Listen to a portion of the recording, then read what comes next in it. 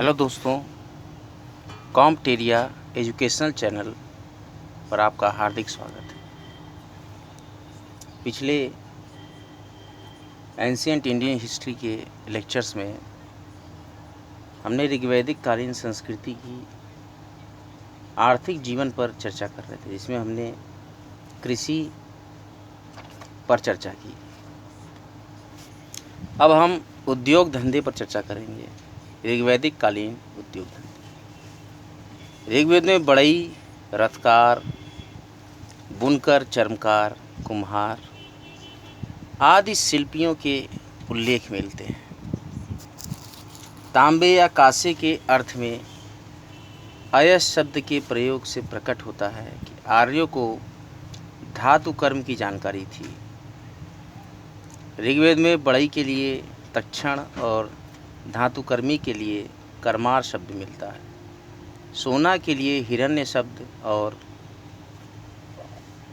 सिंधु नदी के लिए हिरण्य शब्द प्रयुक्त हुआ, क्योंकि सिंधु नदी से सोना प्राप्त किया जाता था। बसुवाय नामक वर्ग कपड़ा बुनने का कार्य करता था। कपड़े की बुनाई करघे से की जाती थी।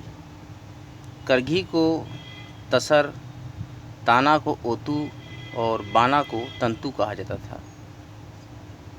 कपड़े में कढ़ाई बुनाई की जाती थी। कढ़ाई बुनाई के लिए शिरी और पेशकारी शब्द का प्रयोग मिलता है। ऋग्वेद में लोहा और चांदी का उल्लेख नहीं मिलता है। व्यापार की चर्चा करें तो ऋग्वेद में समुद्र का स्पष्ट उल्लेख न होने से वैदेशिक व्यापार का पता नहीं चल पाता। एक स्थान पर अश्विन कुमार द्वारा 100 पतवारों वाली नावों द्वारा तुंग के पुत्र भुजियु को बचाने का उल्लेख मिलता है। व्यापार वस्तुतः वस्तु विनिमय पर आधारित था। पड़ी नामक अनार्य व्यापारियों का उल्लेख है, जो आर्यों की गायों को चुरा लेते थे। एक अन्य प्रकार के दानशील व्यापारी वृबु का भी उल्लेख मिलता है। लेन देन में गाय प्रमुख माध्यम थी। निष्क एक प्रकार का स्वर्ण ढेर था, जिसका प्रयोग तौल के रूप में होता था। मन स्वर्ण का ढेर एवं तौल की इकाई थी। कुल मिलाकर ऋग्वेद कालीन अर्थव्यवस्था ग्रामीण थी। आर्य शहरों में नहीं रहते थे, वे संभवतः किसी न किसी तरह का गढ़ बनाकर मिट्टी के घर वाले गांवों में रहते थे। धार्मिक जीवन की चर्चा करते हैं। ऋग्वैदिक आर्यों का प्रारंभिक जीवन कबायली था और उनके देवता भी प्राकृतिक शक्तियों के प्रतीक थे। यास्क ने अपने ग्रंथ निरुक्त में ऋग्वैदिक देवताओं की मंडली बनाई है, जिनकी संख्या 33 है। इन्हें आकाश, अंतरिक्ष, पृथ्वी के देवता के रूप में विभाजित किया गया है। आकाश के देवता में देव, सूर्य, वरुण, मित्र, पूषण, विष्णु, उषा, अश्विन, सदिता और अदिति। अंतरिक्ष के देवता में इंद्र, मरुत, रुद्र, वायु, पर्जन्य और आप थे। पृथ्वी के देवता में अग्नि, सोम, पृथ्वी, बृहस्पति, सरस्वती और अरण्यानी। इंद्र की चर्चा करें तो ये ऋग्वैदिक आर्यों का सबसे महत्वपूर्ण और प्रतापी देवता था। इसे पुरंदर या किलों को तोड़ने वाला कहा गया है। यह युद्ध नेता के रूप में भी चित्रित है। युद्ध नेता इंद्र को कहा गया है। इंद्र पर 250 सूक्त हैं। इंद्र को वृत्तासुर हंता और पुरभेद मतलब बादलों को भेदने वाला और सोम का अत्यधिक पान करने वाला और 100 शक्तियों का स्वामी और दानी ऐसे नामों से उल्लेखित किया गया है। अग्नि का स्थान इंद्र के बाद है। इस पर 200 सूक्त हैं। अग्नि देवताओं और मानवों के बीच मध्यस्थ का कार्य करता था। ऋग्वेद का पहला मंत्र ही अग्नि की स्तुति से प्रारंभ हुआ है। ऐसा समझा जाता है कि अग्नि में डाले जाने वाली आहुतियाँ धुआं बनकर आकाश में जाती हैं और अंततः देवताओं को मिल जाती हैं। अग्नि ही एकमात्र ऐसा देवता था जिसे आकाश, अंतरिक्ष और पृथ्वी तीनों में शामिल किया जा सकता है। वरुण की चर्चा करते हैं। ऋग्वैदिक देवताओं में वरुण का स्थान तीसरा था। यह जल या समुद्र का देवता माना गया है। इसे ऋतु या प्राकृतिक संतुलन का रक्षक कहा गया है।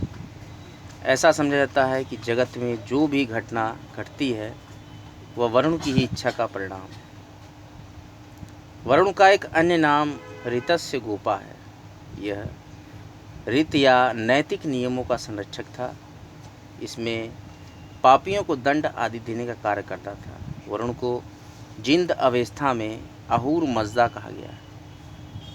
सोम देवता वनस्पतियों का अधिपति माना गया है। ऋग्वेद का पूरा 9वां मंडल सोम देवता को समर्पित है। मरुत आंधी का देवता था और अश्विन आर्यों के चिकित्सक देवता थे। इन्होंने आर्यों के टूटे पैर जोड़े और उनके नावों की मरम्मत की। ये सुबह और सायंकाल के तारे हैं। देव आर्यों का सबसे प्राचीन देवता और पिता तुल्य है। इसे वृषभ के रूप में प्रदर्शित किया जाता है। सूर्य समस्त विश्व के रक्षक हैं और अच्छे और बुरे कर्मों के दृष्टा हैं। इसे तेज घोड़े के रूप में प्रदर्शित करते हैं। मित्र उदित होता सूर्य है और पूषण वनस्पतियों एवं औषधियों का देवता है। इसके रथ को बकरे द्वारा खींचते हुए प्रदर्शित किया गया है। विष्णु ऋग्वेद में तीनों पादों का उल्लेख है। इन्होंने ही आकाश को स्थिर किया है। और उषा आर्यों की प्रातःकाल की देवी थी। सूर्य निकलने की पूर्व बेला को उषा कहा गया है। सविता, जब सूर्य चमकने लगता है तब उसे सविता कहा जाता है।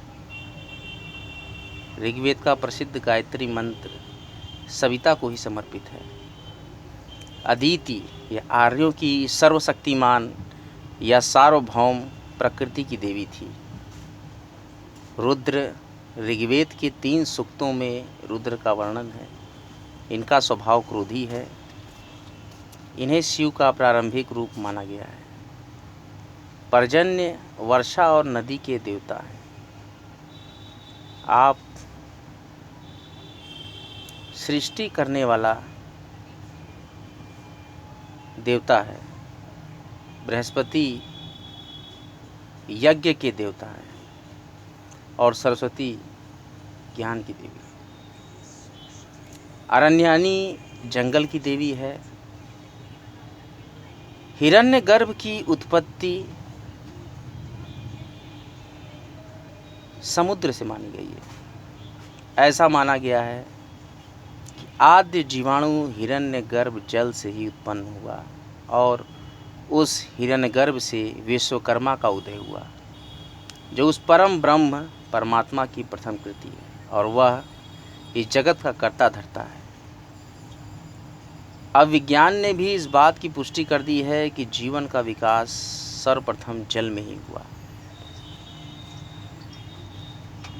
देवियाँ, वैदिक धर्म में पुरुष देवताओं का ही आधिपत्य था। देवियाँ बहुत कम थीं। सर्वाधिक महत्वपूर्ण देवी उषा, जिनको कि प्रभात की देवी भी कहते थे, और अन्य महत्वपूर्ण देवियाँ थीं पृथ्वी, धरा का प्रतिरूप, अदिति, देवों की महामाता, रात्रि जो कि रात्रि की देवी, अरण्यानी जो कि वन की देवी, पिशान जो कि वनस्पति की देवी, इला जो कि आहुति की देवी, पुरामधी जो कि उर्वरता की देवी आदि थीं। और अप्सराएं जलपरियां थीं और गंधर्वों की पत्नियां बाद में वे वृक्ष पूजा से जुड़ गईं। सबसे अधिक प्रसिद्ध वैदिक अप्सरा उर्वशी थी। उर्वशी का नाम आता है वैदिक अप्सरा के नाम में। ऋग्वैदिक काल में देवताओं की तुलना में देवियों की प्रमुखता नहीं थी। ऋग्वैदिक काल प्रारंभ में बहुदेववाद का प्रचलन मिला और एक समय में एक ही देवता को प्रमुखता दी गई। मैक्स मूलर ने इसे एकदा या एक देववाद या हिनोथिज्म कहा है। ऋग्वेद के 10वें मंडल में जाकर एकेश्वरवाद, एकम सत विप्राह बहुधा वदंती के दर्शन होने लगते। ऋग्वैदिक देवताओं की उपासना की मुख्य रीति है कि स्तुति पाठ करना और यज्ञ बलि अर्पित करना। बलि या यज्ञ आहुति में शाक, जौ आदि वस्तुएं दी जाती थीं, परंतु बलि चढ़ाते समय कोई अनुष्ठानिक या याज्ञिक मंत्र नहीं पढ़े जाते थे। पशुओं की बलि चढ़ाने से पहले उन्हें एक स्तंभ से बांधा जाता था, जिसे यूप कहते थे। ऋग्वैदिक आर्य देवताओं की उपासना संतति, पशु, अन्न, धान्य, आरोग्य आदि पाने की कामना से करते थे। वे लोग आध्यात्मिक उत्थान या जन्म मृत्यु के कष्टों से मुक्ति के लिए पूजा पाठ नहीं करते थे। इस प्रकार ऋग्वैदिक आर्यों की उपासना का मूल उद्देश्य लौकिक था, पारलौकिक नहीं था। अब हम उत्तर वैदिक कालीन संस्कृति की चर्चा करते हैं। उत्तर वैदिक कालीन राजनीतिक दशा में महत्वपूर्ण परिवर्तन था। छोटे छोटे जन का मिलकर जनपद में परिवर्तित हो जाना।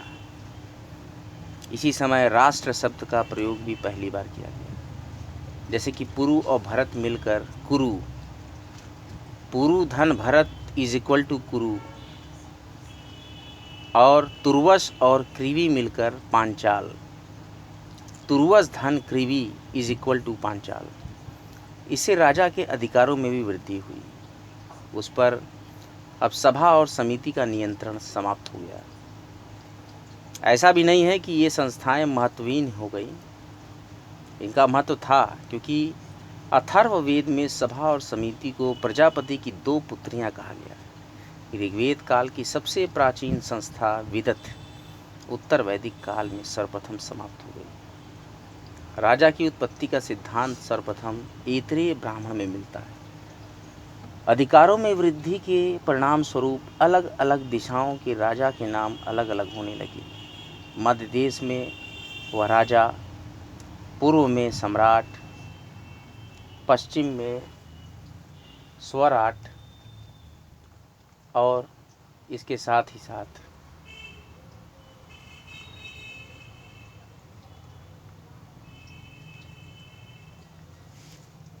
पश्चिम में स्वराट, उत्तर में विराट और दक्षिण में भोज कहा जाने लगा। तो राजा की पदनाम परिवर्तित होते थे क्षेत्र के हिसाब से। जो राजा चारों दिशाओं को विजित कर देता था उसे एकराट कहा जाता था। राजा के चतुर्दिक ग्राफ को अगर हम देखें तो एक तरफ से स्वराट, फिर विराट, सम्राट और भोज, 4 नामों से। और अगर जिसके में ये सारे गुण हों, क्योंकि चारों दिशाओं में, पश्चिम में स्वराट, पूरब में सम्राट, उत्तर के राजा को विराट और दक्षिण के राजाओं को भोज कहते थे। लेकिन जो चारों दिशाओं में शासन करता था, विजय प्राप्त कर लेता था, उसको एकराट या विजेता, या जैसा कि आप ऐतिहासिक शब्दावली में जानते हैं, महापद्म नंद के नाम से, महापद्मंद के नाम से जाना जाता था। ऐतरेय ब्राह्मण में कई प्रकार के राज्यों का उल्लेख है, जैसे कि भौज्य। भौज्य राज्य के शासक को राजा कहा जाता था, और महाराज्य के शासक को सम्राट कहा जाता था, और वैराज्य जहाँ कोई राजा न हो, यानी कि वो गणराज्य हो, जैसा कि भारत है इस समय। इस प्रकार से हमने बहुत ही महत्वपूर्ण प्राचीन भारतीय इतिहास के सूक्ष्म बिंदु पर प्रकाश डाला। नित्य निरंतर कॉम्टेरिया पे इसी प्रकार के रोचक लेक्चर्स बहुत ही सूक्ष्मता से पढ़ाए जाएंगे, जिसको कि आप देखते रहें। कॉम्टेरिया यूट्यूब पर पूर्णतः निःशुल्क है। कॉम्टेरिया का एकमात्र उद्देश्य है सभी पढ़ें, सभी बढ़ें। तो पढ़ते रहिए, बढ़ते रहिए। कॉम्टेरिया चैनल को नित्य निरंतर सुनते रहिए। वीडियोस को ज़्यादा से ज़्यादा सोशल मीडियाज़ हैंडल्स पर शेयर कीजिए, और चैनल को ज़्यादा से ज़्यादा मात्रा में सब्सक्राइब कीजिए, वीडियो की डिस्क्रिप्शन लिंक से इम्पोर्टेंट PDF डाउनलोड करना ना भूलें। आगामी मास में बहुत सी प्रतियोगात्मक परीक्षाओं का आगमन होने वाला है, इसलिए नित्य निरंतर कॉम्टेरिया पर सामान्य अध्ययन के विभिन्न पार्टों के लेक्चर्स को देखते रहें। वैक्सीनेशन ज़रूर से कराएं और एक वृक्ष लगाने का प्रत्येक श्रोता संकल्प ले। इन्हीं शब्दों के साथ कॉम्टेरिया लेक्चर्स देखने के लिए आपका बहुत बहुत धन्यवाद। हर हर महादेव।